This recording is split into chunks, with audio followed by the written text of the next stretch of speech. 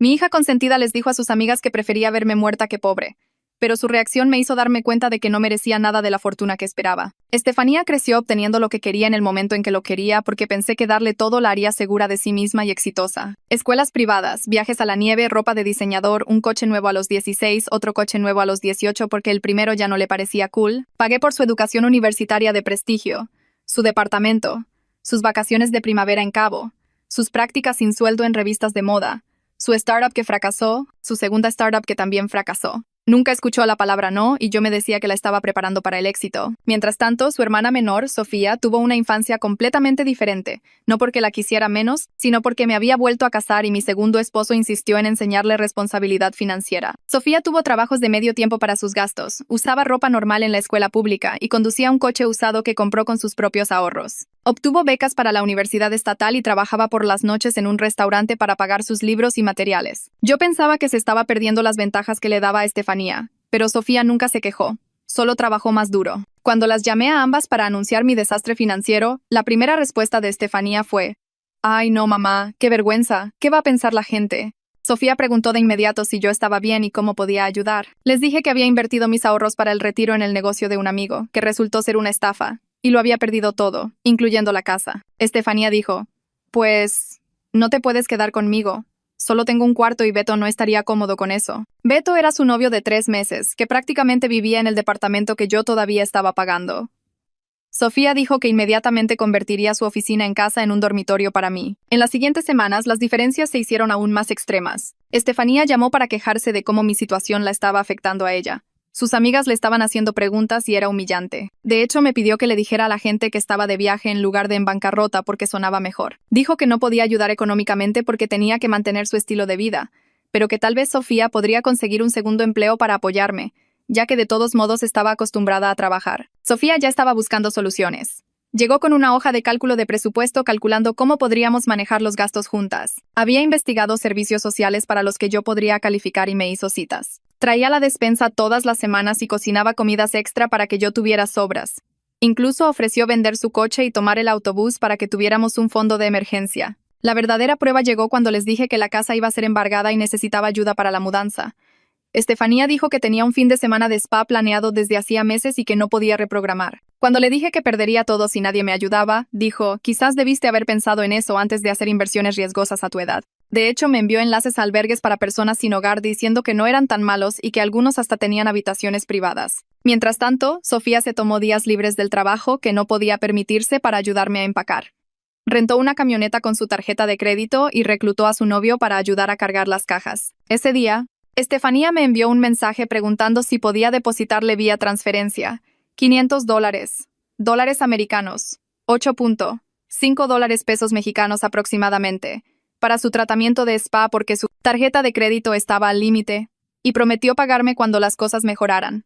3 meses después de mi supuesta bancarrota, las invité a cenar al departamento de Sofía, donde me había estado quedando. Estefanía llegó 40 minutos tarde quejándose del tráfico e inmediatamente le preguntó a Sofía por qué había elegido un barrio tan barato. Pasó toda la cena hablando de sus problemas, lo difícil que era encontrar buena ayuda, lo caro que era su membresía del gimnasio, cómo Beto quería vacacionar en Europa, pero ella solo podía pagar México. Ni una sola vez preguntó cómo me estaba yendo o si necesitaba algo.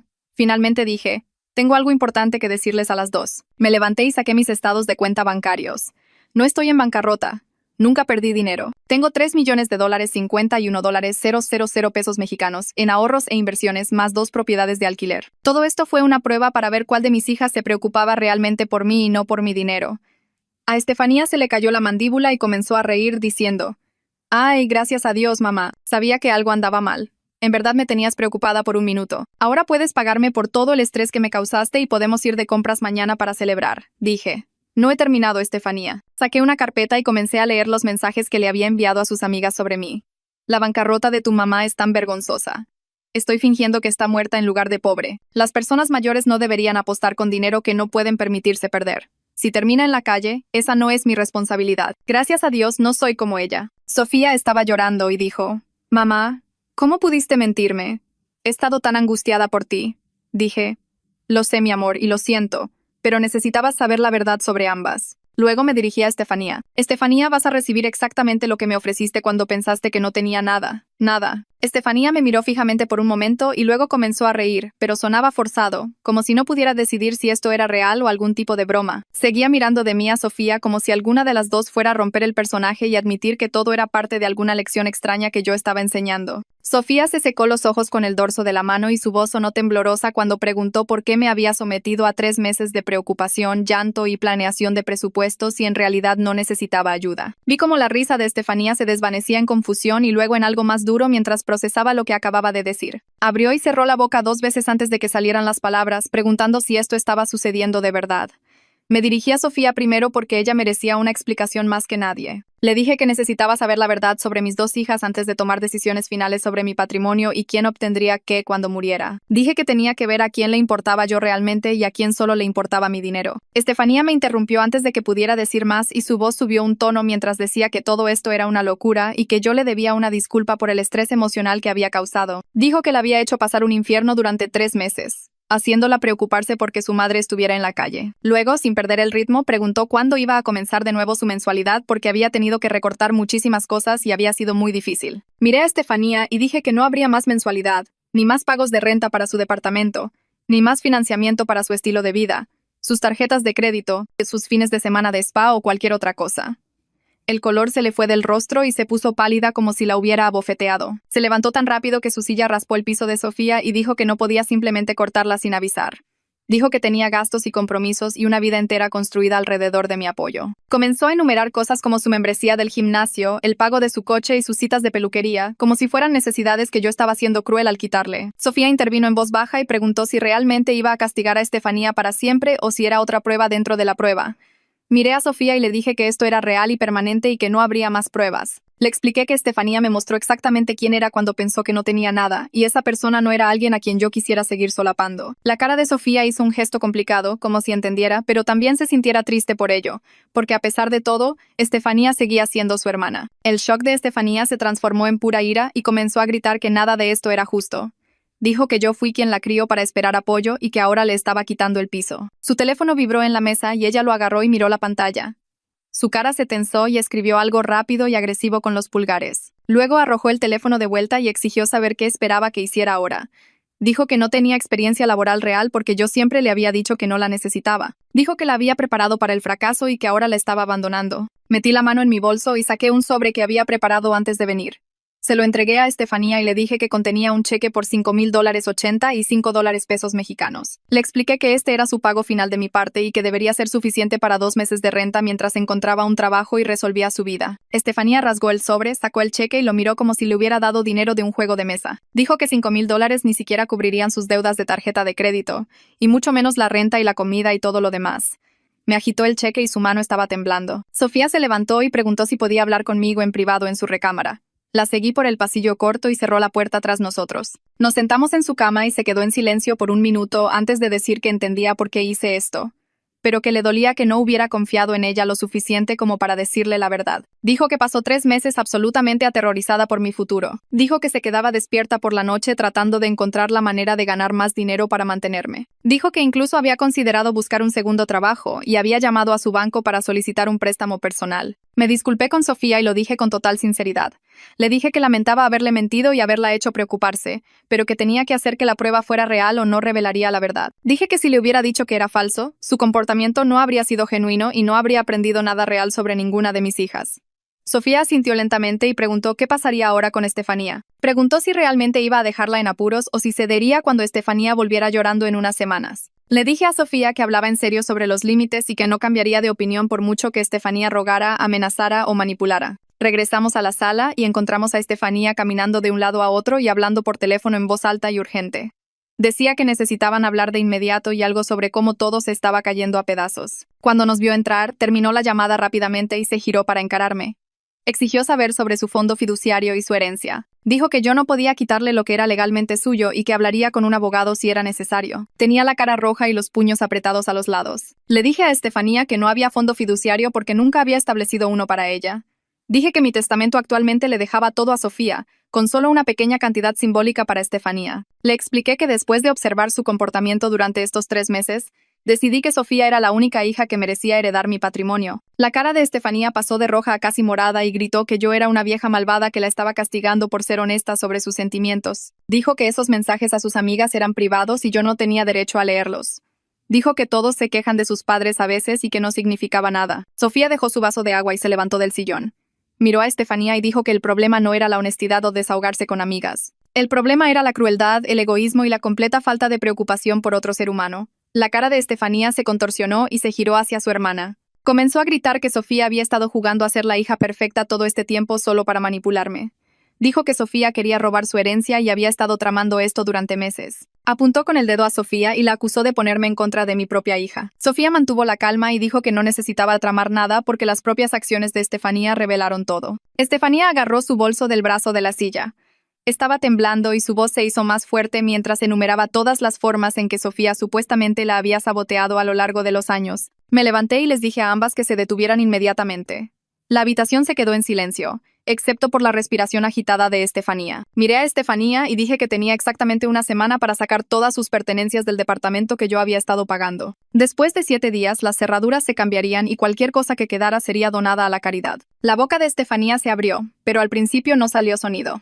Luego comenzó a decir que yo no podía hacer eso porque tenía un contrato de arrendamiento y derechos como inquilina. Saqué mi teléfono y le mostré el contrato de arrendamiento donde yo figuraba como la titular principal y ella era solo una ocupante autorizada. Le dije que la compañía de administración de la propiedad ya estaba notificada y realizarían una inspección de desalojo en 8 días. Estefanía agarró su bolso y se lo echó al hombro tan fuerte que la correa casi se rompe. Salió dando un pisotón hacia la puerta y la cerró de golpe con tanta fuerza que un marco de fotos se cayó de la pared de Sofía y el vidrio se hizo añicos en el piso. Sofía y yo nos quedamos allí mirando el marco roto durante lo que pareció una eternidad, pero probablemente fueron solo 2 o 3 minutos.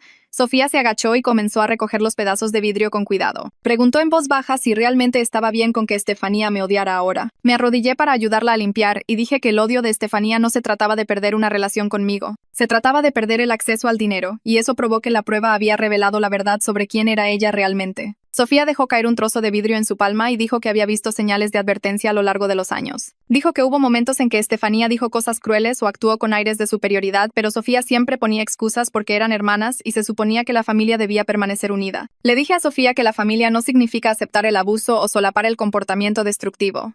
Tiramos el vidrio roto y Sofía sacó su teléfono para pedir un marco nuevo en línea. Durante los siguientes 3 días, mi teléfono se convirtió en una fuente constante de ruido. Estefanía me llamó 47 veces. Las conté. También envió docenas de mensajes de texto que iban desde disculpas hasta amenazas y manipulaciones. El primer día envió mensajes diciendo que lo sentía y que no quiso decir las cosas que le dijo a sus amigas. Afirmó que solo estaba estresada y desahogándose y que todo el mundo hace eso a veces. El segundo día los mensajes se pusieron agresivos. Dijo que yo era una madre terrible que la preparó para el fracaso y luego la castigó por ello. Dijo que le debía mi apoyo después de criarla para esperarlo. El tercer día intentó la culpa y la manipulación. Envió largos párrafos sobre lo asustada que estaba y cómo no sabía qué hacer sin mi ayuda. Dijo que podría terminar en la calle y que sería mi culpa. No contesté ninguna de las llamadas ni los mensajes, pero guardé cada uno de ellos en una carpeta en mi teléfono en caso de que necesitara documentación legal más adelante. Sofía vino a mi casa al cuarto día con su laptop. Dijo que necesitábamos redactar una carta formal a Estefanía que delineara los nuevos límites para que todo estuviera claro y por escrito. Nos sentamos en la mesa de mi cocina y Sofía abrió un documento. Ella tecleaba mientras yo repasaba lo que debía incluirse. Ningún apoyo financiero de ningún tipo. No avalando préstamos o tarjetas de crédito. No rescates de emergencia ni dinero de última hora para renta o facturas. No usar mi nombre o crédito para nada. Hicimos el lenguaje muy claro y específico para que no pudiera haber ninguna confusión o laguna. Sofía imprimió 3 copias en papel membretado profesional. Condujimos juntas a la oficina de correos y enviamos una copia a Estefanía por correo certificado con acuse de recibo para que hubiera prueba legal de que lo recibió. Guardé una copia para mis registros y le di la tercera copia a mi abogada. Esa noche estaba de vuelta en el departamento de Sofía cenando cuando alguien comenzó a golpear la puerta a las 11 en punto. Sofía miró por la mirilla y se giró hacia mí con los ojos muy abiertos. Susurró que era Estefanía y que parecía borracha. Podía escuchar la voz de Estefanía a través de la puerta rogando hablar conmigo. Estaba llorando y sus palabras eran arrastradas. Sofía sacó su teléfono y me llamó aunque yo estaba justo allí. Lo puso en altavoz para que yo pudiera responder. Le dije a Sofía que le pidiera a Estefanía que se fuera pacíficamente y que, si se negaba, llamara a la policía. Sofía abrió la puerta solo una rendija con la cadena de seguridad puesta. Le dijo a Estefanía que tenía que irse a casa y que podíamos hablar en otro momento cuando todos estuvieran en calma. Estefanía intentó empujar la puerta, pero la cadena resistió. Comenzó a gritar que yo estaba dentro y que lo sabía y que solo quería 5 minutos para explicar. Sofía cerró la puerta y echó el cerrojo. Llamó a la línea de no emergencia de la policía y explicó la situación.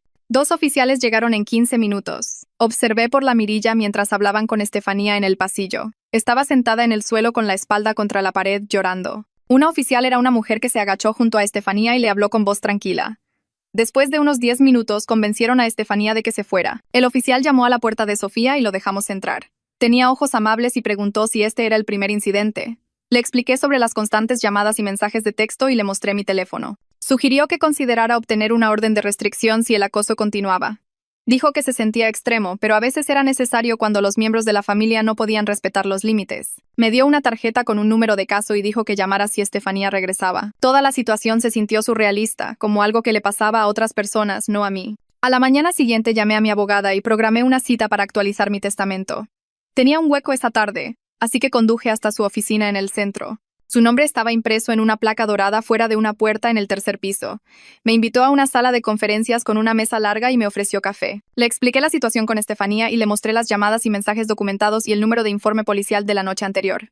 Mi abogada asintió y dijo que había manejado disputas de patrimonio familiar antes. No le sorprendió en absoluto la reacción de Estefanía. Dijo que los hijos adultos con aires de superioridad a menudo respondían de esta manera cuando finalmente enfrentaban consecuencias financieras por su comportamiento. Sacó formularios para actualizar mi testamento y revisamos cada sección cuidadosamente. Hice a Sofía la beneficiaria principal y ejecutora. Le dejé a Estefanía una cantidad simbólica de $5,000, unos $85 pesos mexicanos, solo para que no pudiera alegar que fue olvidada accidentalmente. Mi abogada explicó que esto haría mucho más difícil para Estefanía impugnar el testamento más tarde. También discutimos establecer un fideicomiso para Sofía que le proporcionaría apoyo para eventos importantes de la vida, pero al que no podría acceder todo a la vez. Toda la reunión duró casi 2 horas y me sentí agotada cuando me fui. Esa noche sonó mi teléfono con un número que no reconocí. Casi no contesto, pero algo me hizo tomar la llamada. Era Beto. Su voz sonaba incómoda y torpe. Dijo que Estefanía le había contado que la corté financieramente y se preguntaba si había algo que él pudiera hacer para mediar la situación. Explicó que no podían pagar el departamento sin mi apoyo y que no estaba seguro de lo que iban a hacer. Sentí un destello de ira de que tuviera el descaro de llamarme por esto. Le dije que esto era entre mis hijas y yo y que él tenía que tomar sus propias decisiones sobre su relación con Estefanía. Se quedó en silencio por unos segundos y luego admitió que solo habían estado saliendo 4 meses y que no estaba seguro de haberse apuntado a mantener a alguien que no podía mantenerse a sí misma. Dije que entendía su posición, pero que no iba a cambiar mi decisión y que él debería hacer lo que fuera correcto para él. Me dio las gracias torpemente y colgó. Me senté allí mirando mi teléfono, preguntándome cuánto tardaría Estefanía en darse cuenta de que Beto estaba a punto de dejarla. 2 días después, Sofía me mostró un mensaje de texto de Estefanía. Beto rompió conmigo y se mudó. Y todo esto es tu culpa, mamá. Destruiste mi vida. Me quitaste todo y ahora no tengo nada. Espero que estés feliz. Sofía parecía preocupada y me preguntó si estaba bien. Leí el mensaje 2 veces y sentí una pequeña punzada de simpatía a pesar de todo lo que Estefanía había hecho, pero sabía que ceder ahora solo le enseñaría que hacer berrinches funcionaba. Le dije a Sofía que Estefanía necesitaba aprender que las acciones tienen consecuencias y que solaparlas solo empeoraría las cosas. Sofía sintió, pero pude ver que le costaba trabajo ver a su hermana desmoronarse. A la mañana siguiente me desperté con un mensaje de Facebook de alguien llamado Jessica, a quien recordaba vagamente haber conocido en una de las fiestas de cumpleaños de Estefanía años atrás. Escribió que escuchó rumores de que yo había repudiado a mi hija por un malentendido y quería saber si era cierto. El mensaje tenía un tono de preocupación, pero también se sentía como si estuviera buscando chismes. No respondí, pero tuve un mal presentimiento sobre de dónde venía esto. Llamé a Sofía y le pregunté si había visto algo en redes sociales.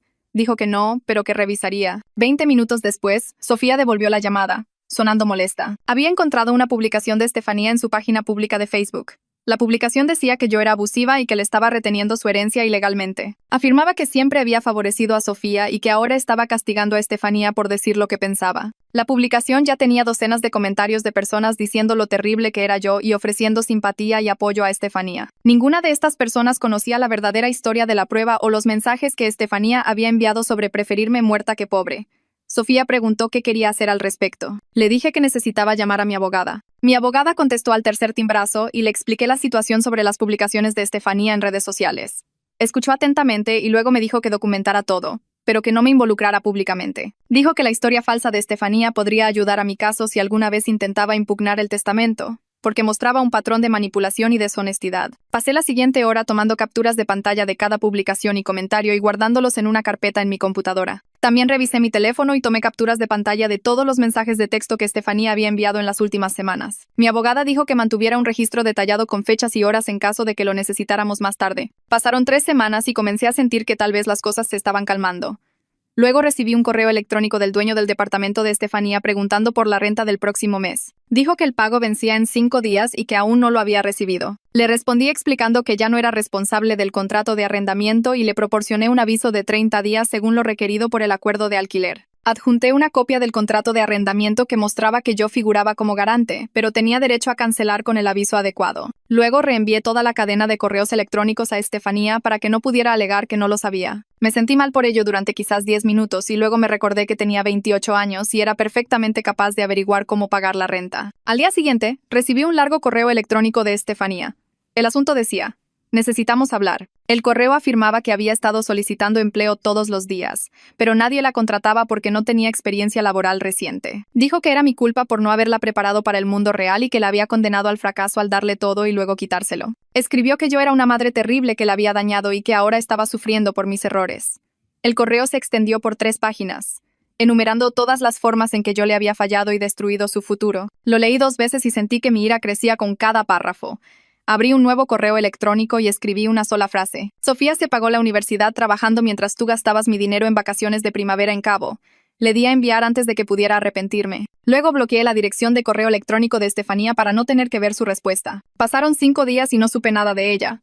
Sofía dijo que Estefanía tampoco la había contactado. Una parte de mí se preguntó si mi respuesta finalmente la había hecho reflexionar, pero sabía que era más probable que solo se estuviera reagrupando para su próximo ataque. Sofía vino a cenar el sábado por la noche y trajo comida china del lugar cerca de su trabajo. Estábamos comiendo y hablando de su próximo ascenso cuando de repente se quedó callada. Dijo que Estefanía la había llamado esa tarde llorando por tener que volver a vivir con amigos y vender su ropa de diseñador para pagar la comida. Sofía me miró con ojos tristes y dijo que estaba preocupada por su hermana a pesar de todo lo que había pasado. Entendí cómo se sentía porque Estefanía era mi hija y yo también estaba preocupada. Pero le dije a Sofía que las consecuencias naturales eran lo único que podría ayudar a Estefanía a madurar. Si la rescatábamos ahora, nunca aprendería a cuidarse a sí misma. Sofía suspiró y dijo que sabía que yo tenía razón, pero que era difícil de ver. El martes siguiente fui a mi primera reunión de un grupo de apoyo para padres de hijos adultos distanciados. Mi terapeuta lo había recomendado semanas atrás, pero seguía posponiéndolo porque me daba vergüenza toda la situación.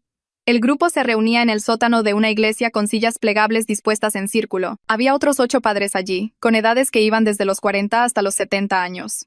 Una mujer llamada Carol dirigió la reunión y pidió a todos que compartieran sus historias si se sentían cómodos. Escuché a otros padres hablar sobre sus hijos que los habían excluido por dinero, relaciones o viejos conflictos familiares. Un padre habló sobre su hijo que no le había hablado en 5 años por un desacuerdo sobre religión. Una madre lloró mientras describía a su hija que la culpaba por todo lo malo en su vida. Escuchar sus historias me hizo sentir menos sola y menos culpable por establecer límites con Estefanía. Durante el descanso, Carol me dijo que varios padres en el grupo finalmente habían reconstruido relaciones con sus hijos después de que estos enfrentaron consecuencias reales y maduraron. Dijo que tomaba tiempo y constancia, pero que a veces el amor duro era lo único que funcionaba. Conduje a casa sintiéndome más ligera de lo que había estado en semanas. A la mañana siguiente me desperté con una notificación en mi teléfono que mostraba que Estefanía había publicado en redes sociales. Abrí la aplicación y vi fotos de su departamento con cajas por todas partes y leyendas sobre sobrevivir a la traición y aprender quién es tu verdadera familia. Los comentarios estaban llenos de simpatía de personas que no tenían idea de lo que realmente había pasado. Sentí que mi ira se acumulaba mientras me desplazaba por sus descripciones dramáticas de ser abandonada y abusada, pero cerré la aplicación sin responder ni comentar. Sofía me llamó esa tarde y dijo que ella también había visto la publicación, preguntando si yo estaba bien. Le dije que estaba bien y que la actuación pública de Estefanía no cambiaba nada sobre los límites que había establecido. 3 días después recibí una solicitud de mensaje en redes sociales de alguien llamado Jennifer, a quien reconocí como una de las amigas universitarias de Estefanía. El mensaje era largo y se disculpaba, explicando que se sentía terrible por no comunicarse antes. Dijo que varias personas en su grupo de amigas se habían estado distanciando de Estefanía en las últimas semanas porque sus constantes quejas e historias de víctima estaban agotando a todo el mundo. Jennifer escribió que Estefanía había estado llamando a personas a todas horas llorando por lo injusta que era su vida y pidiendo dinero prestado que nunca pagaba. Dijo que al principio todos sentían lástima por Estefanía, Pero luego comenzaron a comparar notas y se dieron cuenta de que estaba contando diferentes versiones de la historia a diferentes personas. Jennifer se disculpó por haber creído la narrativa inicial de Estefanía sin escuchar mi versión y dijo que esperaba que yo estuviera bien. Le di las gracias por comunicarse, pero no compartí ningún detalle sobre la situación. Simplemente dije que apreciaba su honestidad. 2 semanas después de eso, Sofía me envió un mensaje preguntando si estaba libre para cenar porque tenía buenas noticias que compartir. Nos encontramos en un pequeño restaurante italiano cerca de su departamento y ella estaba prácticamente radiante cuando me senté. Me dijo que había sido ascendida a subgerente en el restaurante con un aumento significativo y más responsabilidad. La abracé y le dije lo orgullosa que estaba y pedimos vino para celebrar. Durante la cena, Sofía habló de lo bien que se sentía al ganarse el ascenso a través de su propio esfuerzo y dedicación. Dijo que su jefe le había dicho que era la empleada más confiable que tenían y varios clientes habían solicitado específicamente su sección debido a su servicio. Ver su rostro iluminarse mientras describía sus logros me hizo darme cuenta de que le había dado algo mucho más valioso que cualquier cosa que le hubiera dado a Estefanía. Sofía tenía confianza que provenía de un logro real en lugar de elogios vacíos y recompensas no merecidas. Tenía habilidades y ética de trabajo que la llevarían a través de la vida independientemente de lo que sucediera con el dinero o la familia. Sentí una ola de gratitud porque mi segundo esposo había insistido en enseñarle responsabilidad financiera, incluso cuando pensé que era demasiado duro. Pasaron 2 meses sin ningún contacto con Estefanía. Asistí a mis reuniones de grupo de apoyo y me centré en reconstruir mi relación con Sofía. Luego, un martes, encontré un sobre en mi buzón sin dirección de remitente y con una letra que reconocí como la de Estefanía. Mis manos temblaron mientras lo abría y sacaba una sola hoja de papel de cuaderno. La nota era corta y estaba escrita con bolígrafo azul. Dijo que había conseguido un trabajo como recepcionista en un consultorio dental y que había encontrado una situación de compañera de piso que podía pagar con otras 2 chicas. Escribió que todavía estaba enojada por todo lo que pasó y que aún no estaba lista para hablar, pero quería que supiera que estaba saliendo adelante. La carta no tenía saludo ni despedida, solo la información básica y una fecha de la semana anterior. La leí 3 veces tratando de descifrar cómo me hacía sentir. Una parte de mí se sintió aliviada de que hubiera encontrado trabajo y vivienda por su cuenta. Otra parte estaba dolida por la frialdad del mensaje y la ira continua. Llevé la carta a mi próxima cita de terapia y se la mostré a mi terapeuta. La leyó con atención y dijo que en realidad era una señal positiva de que Estefanía estaba tomando medidas hacia la independencia, incluso si todavía estaba procesando sus sentimientos. Mi terapeuta sugirió que enviara una respuesta breve reconociendo su progreso sin ofrecer dinero ni consejos, manteniendo la puerta abierta para futuras comunicaciones sin presionar. Esa noche me senté en la mesa de mi cocina con una tarjeta en blanco y traté de encontrar qué decir. No quería sonar moralista o condescendiente, pero tampoco quería fingir que todo estaba bien entre nosotras. Finalmente, escribí que estaba orgullosa de que hubiera encontrado trabajo y vivienda, que la amaba y que estaba aquí cuando estuviera lista para tener una conversación honesta sobre nuestra relación. Envié la tarjeta al día siguiente y traté de no esperar nada a cambio. Pasaron semanas y no supe nada de Estefanía, lo cual no me sorprendió, pero todavía me dolió un poco. Sofía y yo comenzamos a cenar juntas todos los jueves por la noche, alternando entre su casa y la mía. Sin el drama de Estefanía cerniéndose sobre nosotras, podíamos hablar de nuestras vidas y reconstruir nuestra relación. Una noche en su departamento, Sofía sacó algo que nunca había mencionado antes. Dijo que fue muy difícil crecer viendo a Estefanía obtener todo lo que quería mientras a ella le decían que necesitaba aprender responsabilidad y ganarse las cosas por sí misma. Dejé el tenedor y escuché mientras me explicaba cómo solía preguntarse qué tenía de malo para que yo las tratara de manera tan diferente. Sofía dijo que sabía lógicamente que su padrastro influyó en cómo la crié, pero emocionalmente siempre sintió que no era lo suficientemente buena o digna de amor como para merecer el mismo trato que su hermana. Se le quebró la voz mientras hablaba de ver a Estefanía obtener un coche nuevo mientras ella ahorraba durante meses para comprar el suyo usado. Sentí que las lágrimas corrían por mi rostro mientras escuchaba cuánto dolor le había causado. Cuando terminó de hablar, me disculpé por la desigualdad y por cómo las había criado. Le expliqué que pensé que estaba ayudando a Estefanía al darle todo, pero en realidad dañé a mis 2 hijas de diferentes maneras. Le dije a Sofía que verla ganarse su ascenso y construir su vida me hizo darme cuenta de que le había dado el mejor regalo, aunque no se sintiera así en ese momento. Sofía comenzó a llorar y dijo que pasó años sintiendo que no era lo suficientemente buena porque yo no la trataba igual que a Estefanía. Nos sentamos allí llorando juntas y le tomé la mano mientras me disculpaba una y otra vez por hacerla sentir inferior. Después de que nos calmamos, Sofía dijo que entendía que mis intenciones eran buenas, incluso si la ejecución fue defectuosa, y que estaba agradecida de que pudiéramos hablar de ello honestamente ahora. El fin de semana siguiente, mi segundo esposo preguntó si podíamos dar un paseo juntos. Fuimos al parque cerca de nuestra casa y caminamos por el sendero circular mientras él me decía que estaba orgulloso de cómo había manejado la situación con Estefanía, aunque fuera doloroso. Admitió que había querido intervenir muchas veces a lo largo de los años cuando vio cómo la estaba criando, pero que respetaba que Estefanía era mi hija y mi decisión. Dijo que ver crecer el sentido de superioridad de Estefanía había sido frustrante porque podía ver a dónde conducía, pero se sentía impotente para cambiarlo. Le agradecí por respetar mi papel como madre de Estefanía, incluso cuando no estaba de acuerdo con mis elecciones. Me apretó la mano y dijo que se alegraba de que Sofía hubiera resultado tan bien y que tal vez ahora Estefanía también tenía una oportunidad de madurar. Caminamos en silencio y con comodidad por un rato y me sentí agradecida por su apoyo y paciencia a través de todo esto. 4 meses después de la cena de revelación, Sofía me llamó sonando molesta. Dijo que Estefanía le había enviado un mensaje preguntándole si hablaba en serio sobre los cambios en el testamento o si solo era para asustarla para que se portara mejor. Sofía quería saber cómo responder sin empeorar las cosas.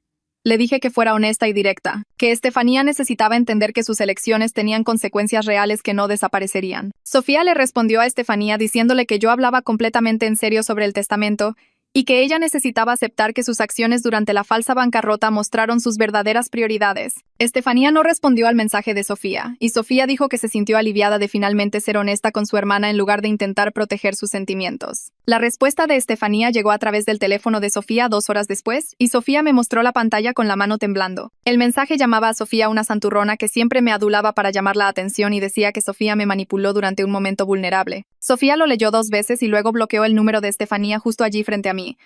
Dijo que había terminado de ser el saco de boxeo emocional de Estefanía, y le dije que apoyaba totalmente esa decisión. Nos sentamos juntas en silencio por unos minutos y me sentí aliviada de que Sofía finalmente estuviera estableciendo límites con su hermana. La semana siguiente programé una reunión con un asesor financiero para discutir la creación de un fideicomiso para Sofía. Conduje hasta su oficina en el centro y le expliqué que quería crear algo que apoyara a Sofía para eventos importantes de la vida, como comprar una casa o iniciar un negocio. Sugirió estructurarlo para que no pudiera acceder a todo a la vez, lo cual tenía sentido para mí. Pasamos 2 horas revisando diferentes opciones y firmé documentos para establecer un fideicomiso por valor de $800,000 $13.6 pesos mexicanos. Sofía aún no lo sabía y planeaba decírselo cuando sintiera que era el momento adecuado. El asesor dijo que tardaría unas 3 semanas en finalizar todo el papeleo y salí de su oficina sintiéndome bien por brindar un apoyo real al futuro de Sofía. Mi propiedad de alquiler en el lado este comenzó a tener problemas de plomería y el inquilino llamó diciendo que se estaba filtrando agua por el techo. Conduje hasta allí para inspeccionar el daño y encontré moho creciendo detrás de la pared del baño. El contratista que llamé estimó que las reparaciones costarían $40 $680 pesos mexicanos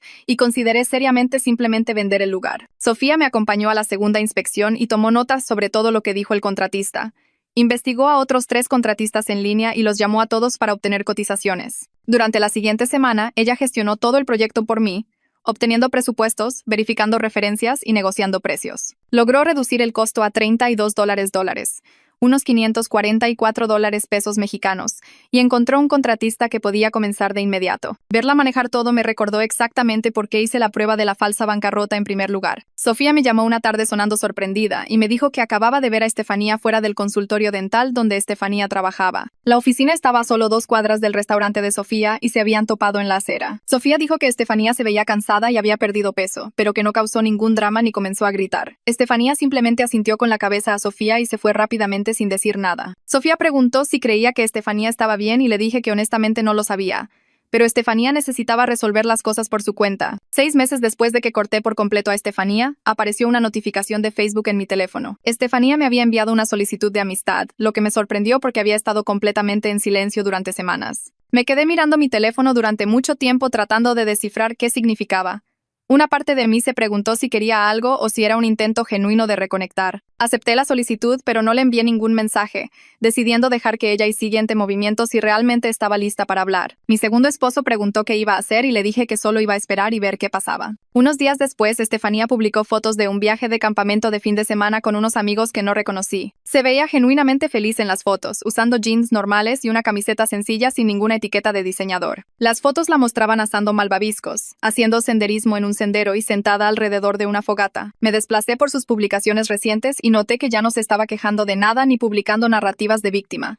Cada publicación del último mes la mostraba haciendo actividades normales y luciendo contenta. No comenté ninguna de las fotos, pero guardé algunas en mi teléfono porque se veía más como ella misma de lo que había estado en años. Sofía vino a cenar y me mostró una carta que había recibido de su cadena de restaurantes. La habían aceptado en un programa de capacitación gerencial que podría llevarla a administrar su propia sucursal en 2 años.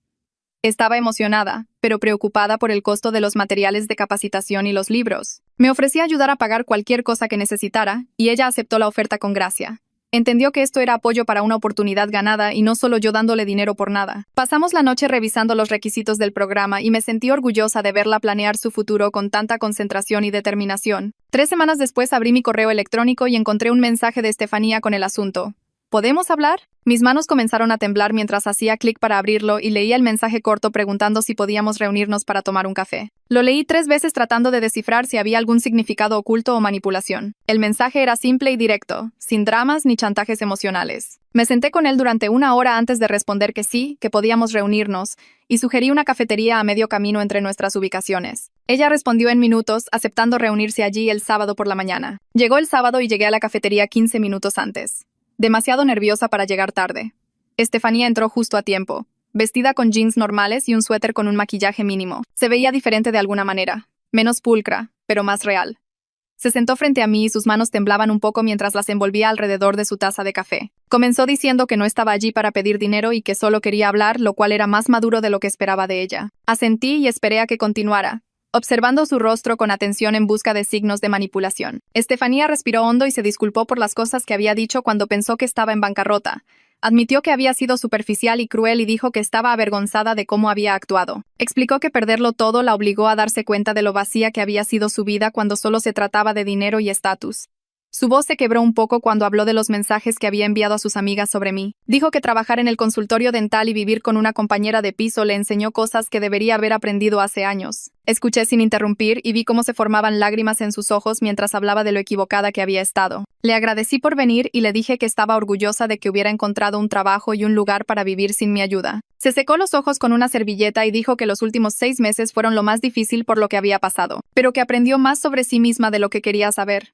Admitió que había sido horrible conmigo y con Sofía, y que no se dio cuenta de lo vacía que estaba su vida hasta que le quitaron todo. Extendí la mano por encima de la mesa y le apreté la mano porque, aunque me había herido profundamente, pude ver que estaba tratando de cambiar. Terminamos hablando durante casi 2 horas sobre su nueva vida en el consultorio dental y su compañera de piso que trabajaba en 2 empleos para mantener a su hijo. Estefanía me contó sobre aprender a recortar cupones y cocinar comidas de verdad en lugar de pedir comida para llevar todas las noches. Dijo que su compañera de piso le enseñó a hacer una lista de compras y a ceñirse a un presupuesto, lo cual sonaba básico, pero era completamente nuevo para ella. Cuando mencionó a Sofía, su voz se hizo más tranquila y preguntó cómo estaba su hermana. Le dije que a Sofía le iba muy bien y Estefanía asintió lentamente y dijo que sabía que no merecía el perdón, pero quería que Sofía supiera que lo sentía. Habló de cosas específicas que había dicho y hecho a lo largo de los años de las que ahora se sentía avergonzada. No le ofrecí dinero ni prometí cambiar mi testamento, pero sí le dije que la amaba y quería reconstruir nuestra relación si seguía tomando buenas decisiones. Dijo que entendía que la confianza tenía que ganarse de nuevo y que no esperaba que yo simplemente olvidara todo lo que pasó. Cuando salimos de la cafetería me abrazó fuerte y me dio las gracias por darle la oportunidad de disculparse. Conduje a casa sintiéndome cautelosamente optimista, pero también consciente de que una conversación no borraba años de comportamiento de superioridad. Llamé a Sofía esa noche para contarle sobre la reunión.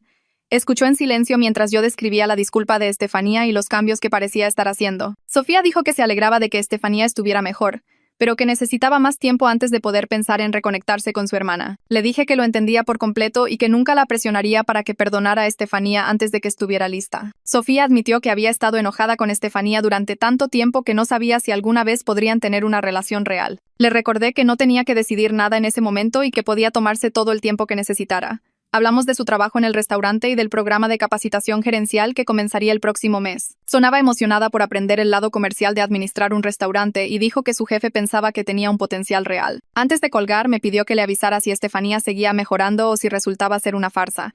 Le prometí que lo haría y le dije lo orgullosa que estaba de la persona en la que se había convertido. Estefanía y yo comenzamos a reunirnos para tomar un café cada pocas semanas después de esa primera conversación. Me contó sobre sus compañeros de trabajo en el consultorio dental y lo extraño que se sentía realmente ganar un sueldo en lugar de simplemente gastar el dinero que yo le daba. Me describió que aprendió a cocinar comidas sencillas y se sintió orgullosa cuando pasó toda una semana con su presupuesto de comestibles. Una vez me mostró una receta que había encontrado en línea para cenas de pollo baratas y dijo que a la hija de su compañera de piso le encantaba. Habló de tomar el autobús para ir al trabajo y de lo diferente que se veía su vida en comparación con hace un año. Los cambios no fueron dramáticos ni perfectos, pero parecían reales y constantes. Dejó de quejarse de no tener ropa de diseñador o vacaciones caras. En cambio, me habló de pequeñas victorias, como pagar su renta a tiempo o ahorrar $50 de su cheque de pago. La observé con atención durante estas reuniones, buscando señales de que me estuviera manipulando o preparándose para pedir dinero. pero nunca pidió nada excepto mi tiempo y atención. Parecía genuinamente interesada en reconstruir nuestra relación sin el componente financiero que la había definido antes. 3 meses después de nuestras reuniones regulares de café, Estefanía preguntó si podía disculparse con Sofía en persona. Le dije que esa decisión era entre ella y su hermana, pero que le avisaría a Sofía que quería hablar. Sofía se tomó una semana para pensarlo antes de aceptar reunirse para almorzar conmigo allí como amortiguador. Nos encontramos en un restaurante informal a medio camino entre sus lugares un sábado por la tarde. Estefanía llegó temprano y se sentó nerviosamente revisando su teléfono hasta que Sofía entró. Los primeros minutos fueron incómodos, con todos estudiando sus menús y conversando sobre el clima. Luego, Estefanía dejó su menú y dijo que quería disculparse por todo lo que había hecho y dicho a lo largo de los años. No puso excusas ni intentó minimizar su comportamiento. Mencionó específicamente los mensajes que había enviado durante la falsa bancarrota y los comentarios crueles que había hecho sobre Sofía siempre trabajando. Le dijo a Sofía que estaba celosa de la independencia y la ética de trabajo de su hermana, pero lo expresó a través de la maldad en lugar de la admiración. Sofía escuchó sin interrumpir y pude ver que estaba procesando todo lo que Estefanía decía. Cuando Estefanía terminó, Sofía se quedó en silencio por un minuto antes de responder. Dijo que apreciaba la disculpa, pero que Estefanía necesitaba entender cuánto daño se había hecho a lo largo de los años. Sofía le dijo a su hermana que pasó toda su infancia sintiéndose que no era lo suficientemente buena porque yo las trataba de manera tan diferente. Admitió que le había guardado rencor a Estefanía por obtener todo sin esfuerzo mientras ella tenía que trabajar por cosas básicas. Luego dijo que estaba dispuesta a trabajar para reconstruir su relación, pero que tomaría tiempo y un cambio de comportamiento constante por parte de Estefanía. Dejó claro que no iba a olvidar años de crueldad solo porque Estefanía se disculpó una vez. Estefanía asintió y dijo que entendía que la confianza tardaba en reconstruirse. No discutió, ni se puso a la defensiva, ni trató de apresurar a Sofía para que la perdonara. Simplemente aceptó el límite que Sofía estableció y dijo que probaría con sus acciones que ahora era diferente. Me senté allí observando a mis hijas tener una conversación honesta quizás por primera vez en sus vidas. No fue perfecta ni fácil, pero se sintió real de una manera que su relación nunca había sido antes. Un año después de la cena de revelación en el departamento de Sofía, Estefanía me llamó con noticias emocionantes. Había sido ascendida a gerente de oficina en el consultorio dental donde trabajaba. Su voz estaba llena de orgullo genuino mientras describía las nuevas responsabilidades y el aumento que venía con el ascenso. Me dijo que había estado tomando cursos de negocios en línea por las noches para mejorar sus habilidades y su jefe notó el esfuerzo. Dijo que nunca pensó que le importaría un trabajo o se sentiría orgullosa de ganar algo a través de su propio esfuerzo. La felicité y le dije lo impresionada que estaba con todo lo que había logrado. Mencionó que estaba ahorrando dinero para tomar unas vacaciones de verdad el próximo año, algo que pagaría ella misma en lugar de esperar que yo lo financiara. Después de colgar me senté con mi teléfono en la mano, pensando en cuánto había cambiado en 12 meses. Programé una cita con mi abogada la semana siguiente para actualizar mi testamento. Había estado pensando en esta decisión durante meses y finalmente me sentí lista para hacerla oficial. Le dije a mi abogada que quería dejarle a Estefanía una herencia modesta, significativamente menor de lo que recibiría Sofía, pero suficiente para demostrar que creía en su crecimiento. Mi abogada sugirió estructurarlo para que Estefanía solo recibiera el dinero si mantenía un empleo e independencia financiera durante 5 años consecutivos después de mi muerte. De esa manera, si volvía a caer en viejos patrones, no obtendría la herencia, pero si seguía creciendo, sería recompensada por su esfuerzo. Estuve de acuerdo con la estructura porque protegía mis intenciones mientras le daba a Estefanía algo por lo que trabajar. La cantidad que designé para ella era suficiente para ayudar con el enganche de una casa o comenzar un pequeño negocio, pero no lo suficiente como para dejar de trabajar y vivir de ello. La herencia de Sofía siguió siendo sustancialmente mayor porque se había probado a sí misma durante muchos años y nunca necesitó consecuencias para desarrollar un buen carácter. Firmé el testamento actualizado sintiendo que había encontrado el equilibrio adecuado entre reconocer el progreso de Estefanía y recompensar la integridad constante de Sofía. Sofía me llamó 6 meses después con la noticia de que le habían aprobado un préstamo comercial para abrir su propio restaurante. Su voz temblaba de emoción mientras me explicaba la ubicación que había encontrado y el concepto de menú que había desarrollado basado en la comida casera que había estado cocinando durante años. Le pedí que me enviara el plan de negocios y los detalles del préstamo porque quería ayudar con los costos iniciales como un regalo, no como un préstamo. Intentó negarse al principio, diciendo que podía arreglársela sola, pero insistí en que apoyar su sueño era diferente a solapar un privilegio. Acordamos una cantidad que cubría el equipo de cocina y el inventario inicial mientras ella se encargaba de la renta y el personal con el préstamo. Los siguientes 4 meses pasaron volando mientras Sofía transformaba un espacio vacío en un acogedor restaurante de barrio. Ayudé a pintar paredes y a armar muebles junto a su novio y algunos amigos que había contratado como personal. Estefanía le envió un mensaje a Sofía preguntando por la fecha de apertura y si podía ayudar con algo, lo que nos sorprendió a ambas. Sofía la invitó con cautela a la apertura suave y Estefanía llegó a tiempo con un enorme ramo de flores y una tarjeta felicitando a su hermana. No pidió un trato especial, ni se quejó de la ubicación, ni hizo que el momento girara en torno a ella. En cambio, ayudó a poner mesas y conversó con los clientes y celebró genuinamente el logro de Sofía sin rastro de celos o resentimiento. Me quedé cerca de la cocina observando a mis hijas trabajar juntas por primera vez en años. Se rieron por un percance con una orden de comida y Estefanía felicitó la cocina de Sofía con verdadera admiración en su voz. El momento se sintió frágil, como algo que podría romperse si respiraba demasiado fuerte, pero era real de una manera que su relación nunca había sido antes. No estaban actuando ni compitiendo por mi atención ni midiéndose entre ellas. Eran solo dos hermanas apoyándose mutuamente porque querían, no porque tuvieran que hacerlo. Después de que disminuyó la hora pico de la cena, Estefanía me apartó cerca del pasillo trasero. Dijo que necesitaba decirme algo y sus manos se retorcieron nerviosamente alrededor de la correa de su bolso. Me preparé para una solicitud de dinero o una queja, pero en cambio me dio las gracias por hacer la prueba, aunque fue brutal y humillante. Admitió que se estaba convirtiendo en alguien que no le gustaba y no supo cómo detenerse hasta que la obligué a enfrentar la realidad. Mencionó que había estado saliendo con alguien nuevo durante 3 meses que trabajaba en la construcción y no le importaban las marcas de diseñador o los restaurantes caros. Dijo que se sentía bien ser valorada por quien era en lugar de por lo que podía gastar y que finalmente entendía por qué Sofía siempre parecía más contenta a pesar de tener menos. La abracé y le dije que estaba orgullosa de lo lejos que había llegado y que el crecimiento nunca era fácil, pero siempre valía la pena. 2 años después de la cena de revelación en el departamento de Sofía, ambas de mis hijas estaban prosperando de maneras que se sentían auténticas y ganadas, en lugar de entregadas. El restaurante de Sofía se había convertido en un favorito del vecindario con lista de espera los fines de semana y había contratado a 3 empleados adicionales. Estefanía administraba el consultorio dental donde trabajaba y estaba terminando su título de negocios en línea, tomando clases por la noche después de largos turnos. Comenzamos a cenar juntas los domingos todos los meses, rotando entre el restaurante de Sofía cuando estaba cerrado, mi casa y ocasionalmente el modesto departamento de Estefanía. Las conversaciones fluían fácilmente con risas e interés genuino en la vida de la otra, en lugar de los silencios tensos y las actualizaciones competitivas de antes. Sofía compartió historias sobre clientes difíciles y nuevos elementos del menú, mientras que Estefanía habló sobre sus clases y los proyectos de construcción de su novio. Las observé molestarse con afecto y ofrecer consejos sin juzgar y hacer planes para verse fuera de nuestras cenas mensuales. Las relaciones que habíamos construido se sentían reales y sólidas, basadas en la honestidad y la preocupación genuina en lugar de dinero y obligación. Finalmente tuve lo que siempre quise, que eran 2 hijas que sabían cómo valerse por sí mismas y que eligieron quedarse en mi vida porque me amaban, no porque necesitaran mi cuenta bancaria.